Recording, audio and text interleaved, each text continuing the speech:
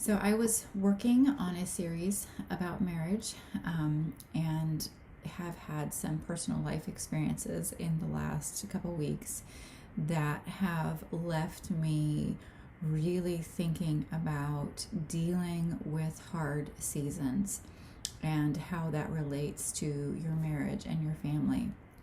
Um, my dad passed away last week, the night before my birthday. So my birthday morning, I found out that he had passed away. And it has been a beautiful, peaceful, just glorious process walking through this season with God. It has been extremely hard, but it has been a really self-aware journey of really teaching me how to navigate these hard spaces and to allow space specifically for grief. I think one of the hardest parts about going through a loss like this is that life goes on. We go to church, we do the things, we sit at the table together, we have the conversations like my husband needs me, my kids need me. And yet every so often there's this wave of grief.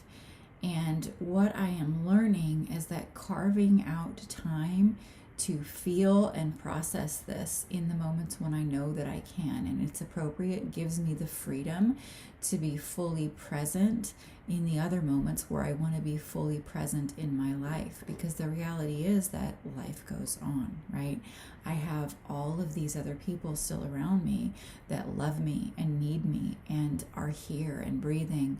And so it's that understanding that we can create space to honor the loss, to feel the loss. I intentionally listen to music that reminds me of him. I intentionally will sit down and just go through pictures and just allow myself the space to grieve and to feel and to honor the gift of having this father in my life. And then moving into the next space and being able then to fully experience joy and to be fully present in my children's laughter and the just having a full deep conversation with my husband and all of those things, because it's allowing me to live in the duality of processing the grief while still being fully present and fully alive in my life. And that has been such a powerful thing for me, just really realizing that we have the ability to move through the process of grief in a way that really honors our own current life, right? Because I think sometimes it can feel like suddenly we have this loss and the pain of it overshadows everything else in our life, and it's really hard to go on with life. But if we allow that pain to have its own space, it allows us the freedom to protect the other spaces in our life and not have grief necessarily overshadowing every single moment. Now, does it catch me off guard sometimes? Absolutely. The other day we were coming home after church and I was just sort of zoned out, and my husband says, "Are you thinking about your dad?" And I said, "Yeah," and just started to cry. And it's like, but allowing it to have its space keeps that openness and that softness. I'm not fighting against the pain. I'm not avoiding it. I'm allowing myself to move through it gently. I'm allowing myself to feel the loss, but I'm also honoring the fact that I'm still living and that I have these beautiful lives around me that are still here, that are to be invested in, to be honored, and to be cared for.